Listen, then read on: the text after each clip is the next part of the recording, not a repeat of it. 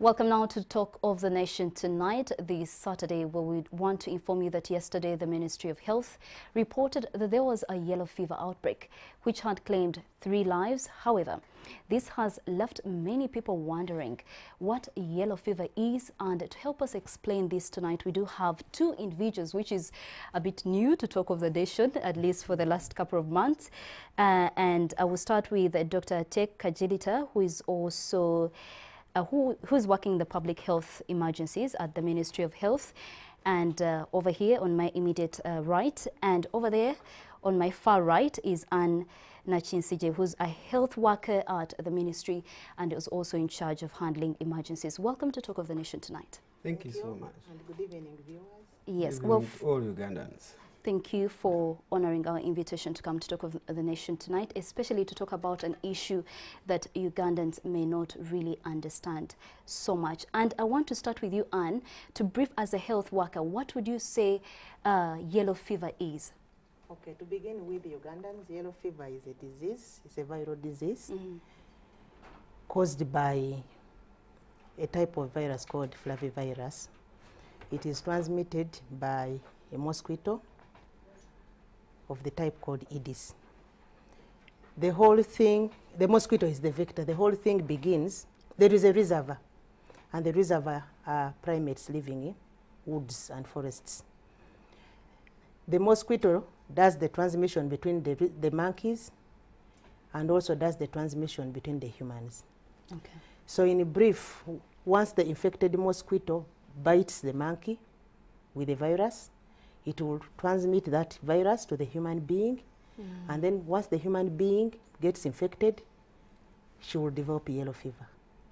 Once she has developed yellow fever, the same mosquito will do this transmission from one human being To another. So the vector, which is the Aedes mosquito, initiates the disease, the outbreak, and also transmits the outbreak between humans, from human to human, from one infected to another uninfected. We do know malaria is curable. Is this yellow fever curable? Can one get better once they have it? Okay, typically like most of the viral diseases, many of them don't have specific treatments. The process of healing is more or less a natural process. You do very little to change the course of the disease. But when the health worker goes to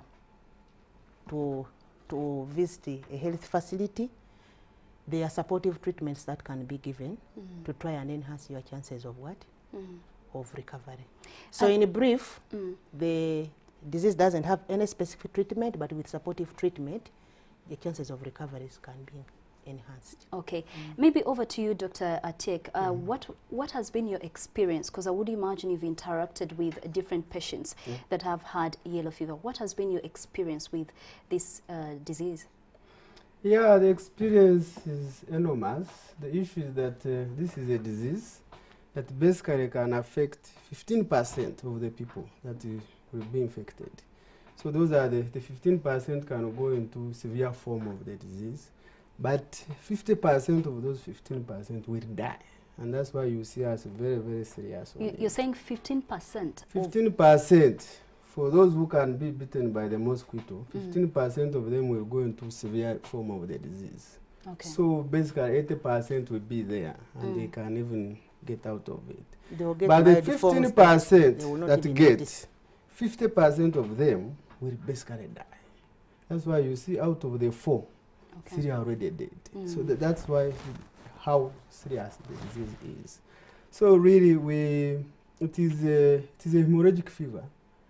It is a serious disease, and the ministry takes it as serious as we can to really try to I will prevent. ask you both in regards, maybe if you have an idea on how you feel, because you keep on saying the ministry is taking it serious, and I'll ask you that question a bit later on. But I would like to understand, what are some of the symptoms of yellow fever?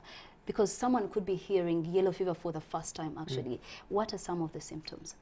The symptoms are the symptoms are like any other common illnesses that we have around, like malaria, typhoid, hepatitis, and basically they will present with a fever, abdominal pain, vomiting, headache, joint pain, lack of appetite. In the severe form, you might get unexplained bleeding, and that's how it qualifies to be called a hemorrhagic fever. And then you also get yellowing of the eyes and the skin, if you are light enough for the yellow skin to pass through your skin. So let's just say there's a viewer tonight that is watching us tonight that has all these symptoms that you've mentioned. What is the first thing they need to do once they know that they have all these symptoms? They don't have to wait for all those symptoms so that they can do what to the next step. Just like traditionally, we encourage all people to seek health services as soon as they are unwell. So if you have fever, it would be good that you visit your health worker for a checkup. Then it's the role of the health worker now to make the diagnosis. They will carry out a number of tests. They can begin with our routine tests for malaria. Then if it's not positive, then they can do another cascade. Maybe they can move to another level like typhoid. So in other words, it's the role of the health worker to make the diagnosis. And the health worker will do that by carrying out a number of tests until she can be or he can be able to diagnose you and confirm that this patient has malaria or this patient does have typhoid fever, this one has yellow fever. So the role of the health worker is to visit, rather the role of the patient is to visit the health worker at the earliest sign that he's unwell. He doesn't have to wait for all the symptoms as we have enumerated them. Okay, maybe Dr. Atiek, from my own assessment, I can boldly say that majority of Ugandans actually remember to take or to have a yellow fever card when they're traveling out of the country. Exactly. So why do you think it is like that? And first of it, or why is it important to get the yellow fever injection? Yeah, I think it is a perception. It is people want to be forced. You know, yellow fever is one of the international health regulations. We are international obliged to protect the whole globe by making sure that people are vaccinated against yellow fever. It is one of those diseases that is recommended internationally. So I think because of that legal implication and legal binding instrument, people usually want to fulfill that legal instrument. But by and large, you should be protecting yourself. It is a disease that will infect you, and if you go to a country where they don't have it, and maybe they have these mosquitoes, then the mosquitoes will bite you. Because these mosquitoes are, especially within the urban settings, they are there, they are always there. So if they bite you, now they will take it from you and give it to another person who is susceptible. And then another person, another person, another person. So it is very easily transmissible if you go to a country that is completely naive, they don't have the disease, and then you bring it to them. There are some That's why people have to be vaccinated before they leave. There are some concerns that it is actually expensive to get this injection. I know. Is it just a misconception or a misperception, or what exactly is it really expensive? Are there chances that they can make it affordable for all Ugandans to get it? Yeah, you know, you also look at what is expensive against your life. If somebody got it vis-a-vis the amount of money that you are supposed to pay, what would be expensive? Because I've told 50% of this will die. But to go back to the question, yes, it's, the production and the type of vaccine that we need are lifelong. And the pharmaceutical companies had not really prioritized on the issues of yellow fever vaccines, because it is not something that is so much rampant in most of the countries. So the vaccines are a little bit expensive, because you need like 100,000 Ugandan shillings for you to get that vaccine from a reputable health facilities within around Kampala and as you leave the country.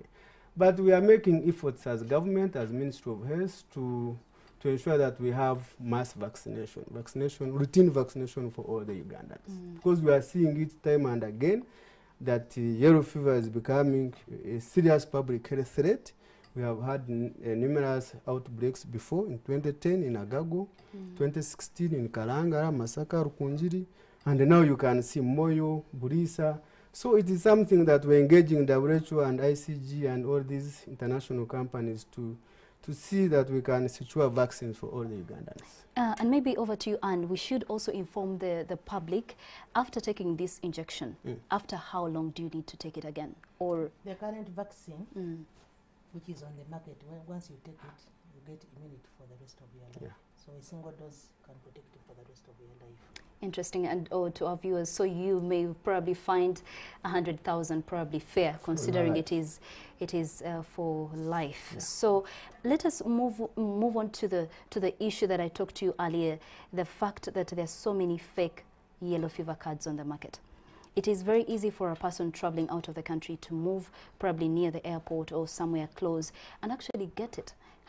What are some of the plans you have in place to ensure that this is done away with? Because people keep traveling out of the country and they get fake cards and they come back. I think what I can assure viewers that ministry already has in place established facilities where they can get genuine vaccines at that subsidized cost of 100,000, and you'll be able to get a genuine card. Traditionally, it used to be KCC, but now Ministry of Health has made the understandings with the number of facilities, including private clinics, so the vaccine is more widely accessible. Just to mention a few, in Kampala, we have clinics like Novid, Nakasero. State Council is the traditional one, the one at where the mayor sits. The Stay Stay Hall. Hall. The Stay Hall. The other facility, other vaccines can be found at Novid, Nakasero. There is a clinic called LifeLink in Bukoto, Yes. Kyaliwajala, the surgery, to mention but a few. So the vaccine is now more accessible at that subsidized fee of 100,000. So I would think that Ugandans don't have to go around buying fake cards, because it costs them a lot and it costs the country a lot.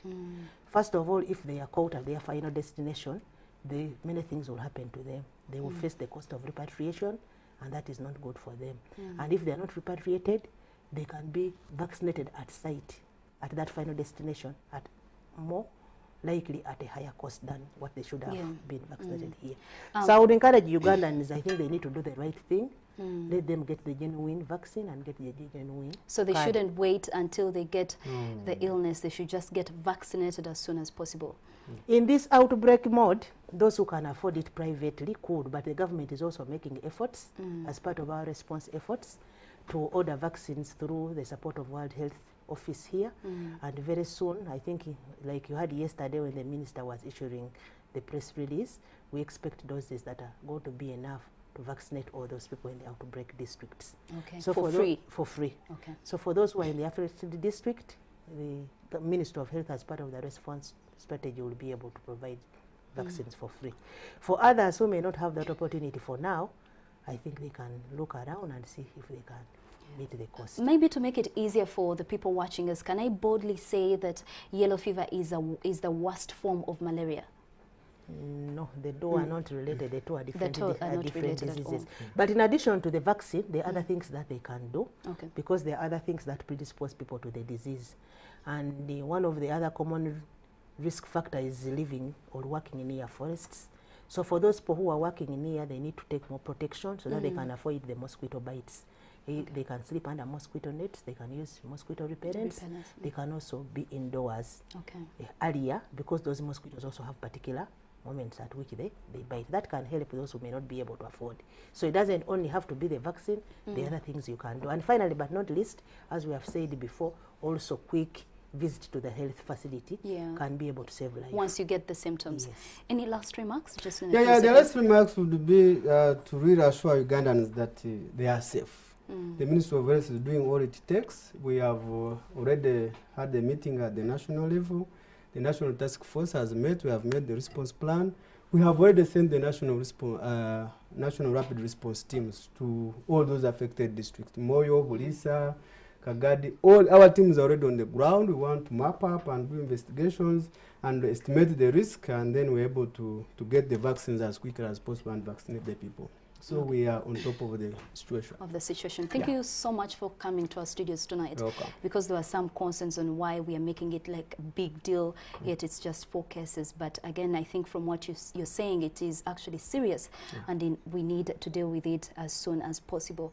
And to you, our viewers, once again, it is very important for you to get this vaccination, whether you're traveling out of the country, staying within the country. It is important to get it even before you actually get the illness, just to protect yourself from And getting above it. that, let them also adhere to other protective measures Yes. like avoiding mosquito Mm. bites Mm. by use of mosquito nets, mosquito repellents, and not staying outside their homes for a longer time. Okay, thank you so much for joining us tonight. As our viewers tonight, we do thank you also for joining us, and we hope you have a clear idea of what a yellow fever is, and you're going to go get the vaccination probably tomorrow. Remember, just a few places within Kampala.